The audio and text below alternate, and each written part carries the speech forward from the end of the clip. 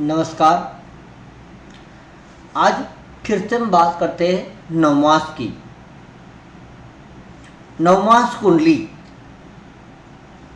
इनको स्पष्ट रूप से समझना जरूरी है, जिनसे हम कुंडली का विश्लेषण सही प्रकार से कर सके। लग्नांश, लग्न नवांश या लग्न उदितांश उस राशि को कहते हैं जो नवमास कुंडली का लग्न होती है। राशि तुल्य नवमास की संख्या 9 है। प्रत्येक के बीच का अंतर 40 डिग्री अंश का है। इसी प्रकार नवमास तुल्य राशि का अंतर 30 डिग्री का है।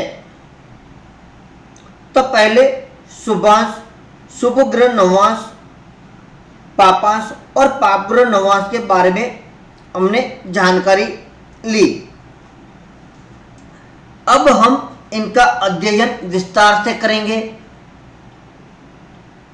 शुभ ग्रह के नवमास शुभ प्रकृति के होंगे और पाप ग्रह के नवमास अशुभ प्रकृति के। विषम राशि के नवमास को पुरुष नवमास या ओज नवमास भी कहा जाता है। सम राशि के नवमास को स्त्री नवमास, युग्म नवमास ये कहा जाता है और इनसे लिंग निर्धारण आसान से हो जाता है। नवमास की उनकी संबंधित राशि के द्वारा भी पुकारा जाता है। जैसे मेष राशि के नवमास को मेषांश, वृषभ राशि के नवमास को वृषांश, मीन राशि के नवमास को मीनांश।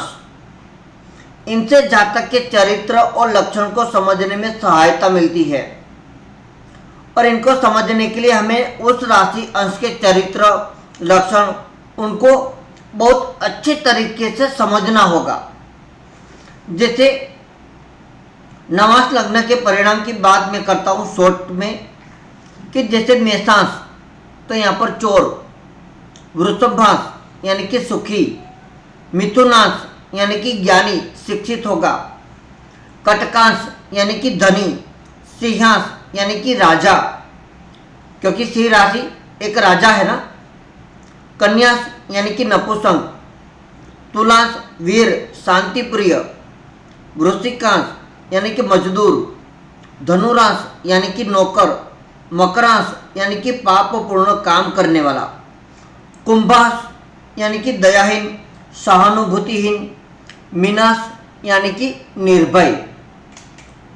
तो नवमास चक्र में, राशि चक्र में 12 राशियां और प्रत्येक राशि में 9 नक्षत्र चरण होते हैं और इसे ही नवमास कहते हैं। ध्यान से समझिएगा कि यहाँ पर 9 नक्षत्र चरण प्रत्येक राशि में होते हैं और इसे ही नवमास कहते हैं।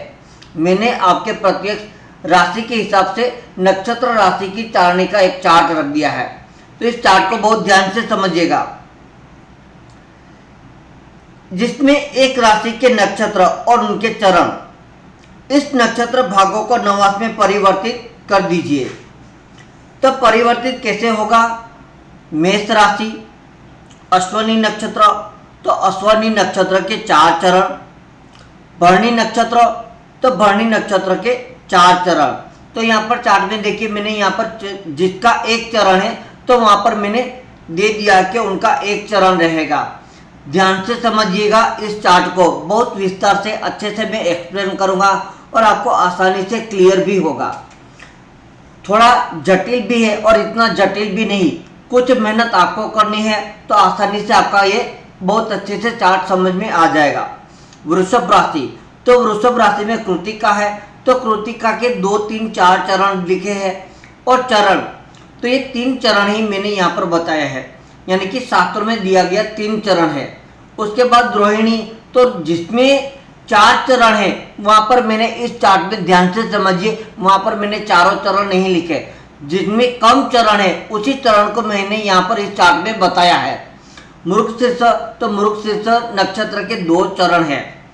उसके बाद मिथुन राशि पर आते हैं, तो मिथुन राशि में मृगशीर्ष ये 3-4 चरण दिए हैं और आद्रा, तो आद्रा के चारों चरण हैं, 1 2 3 4।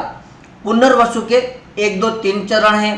कर्क राशि में पुनर्वसु के चौथा चरण है और पुष्य नक्षत्र के चारों चरण हैं। आश्लेषा नक्षत्र के भी चारों चरण हैं। तो ध्यान से समझिए, चार्ट को समझना बहुत आसान है, कोई जटिल नहीं है। फिर भी यदि कोई डाउट है तो आप मुझे कमेंट कर सकते हो। तो उसके बाद आगे बढ़ते सिंह राशि पर। सिंह राशि में मघा नक्षत्र, तो मघा नक्षत्र के चारों चरण हैं। उसके बाद पूर्व फाल्गुनी, तो पूर्व फाल्गुनी के भी चारों चरण हैं। उत्तर फाल्गुनी, तो उत्तर फाल्गुनी का एक चरण है।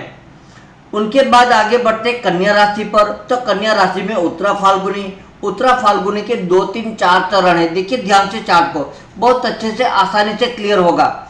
उसके बाद हस्त नक्षत्र, तो हस्त नक्षत्र में मैंने कुछ नहीं दिया, यानी कि हस्त नक्षत्र के चारों चरण 1 2 3 4। उसके बाद चित्रा, तो चित्रा के 1 2 चरण है। उसके बाद तुला राशि पर आइए, तो तुला राशि में तीसरा चौथा चरण। और उसके बाद स्वाति नक्षत्र, तो स्वाति नक्षत्र के मैंने कुछ नहीं बताया, यानी कि यहाँ पर चारों चरण हैं। उसके बाद विशाखा, तो विशाखा नक्षत्र में 1 2 3 चरण लिए हैं। वृश्चिक राशि, तो वृश्चिक राशि में विशाखा, तो विशाखा का चौथा चरण। उसके हिसाब अनुराधा के चारों चरण हैं। उसके बाद है ज्येष्ठा, तो ज्येष्ठा का भी चारों चरण है। तो बहुत ही आसान है, इतना जटिल नहीं है और आसानी से आप इनको समझ सकते हैं और क्लियर भी है। धनु राशि, तो धनु राशि के मूल नक्षत्र के चारों चरण। पूर्वाषाढ़ा, तो पूर्वाषाढ़ा के भी चारों चरण। उत्तराषाढ़ा, तो उत्तराषाढ़ा का एक चरण है। मकर राशि में 2 3 4 चरण दिए हैं जो उत्तराषाढ़ा के हैं। उसके बाद श्रवण, तो श्रवण के चारों चरण हैं 1 2 3 4। गनिष्ठा के 1 2 चरण लिए हैं। कुंभ राशि में तीसरा चौथा चरण है जो धनिष्ठा का। उसके बाद पास में आगे बढ़ते शतभिषा के चारों चरण 1 2 3 4। पूर्व भाद्रपद के 1 2 3 चरण है। मीन राशि में पूर्व भाद्रपद का चौथा चरण और उत्तरा भाद्रपद के चारों चरण। रेवती के भी चारों चरण। तो यहाँ पर वर्गोत्तम मास में उत्पन्न हुआ जातक बहुत ही गुणी होता है और उसमें नेता बनने की एक विशेषता होती है। जिस भी राशि में ग्रह होता है उनको आधार मानकर जब संबंधित ग्रह को उल्लेखित गुणों से युक्त मान लिया जाता है तो ये तब उन संबंधित राशि के गुण को प्रतिनिधित्व करता है।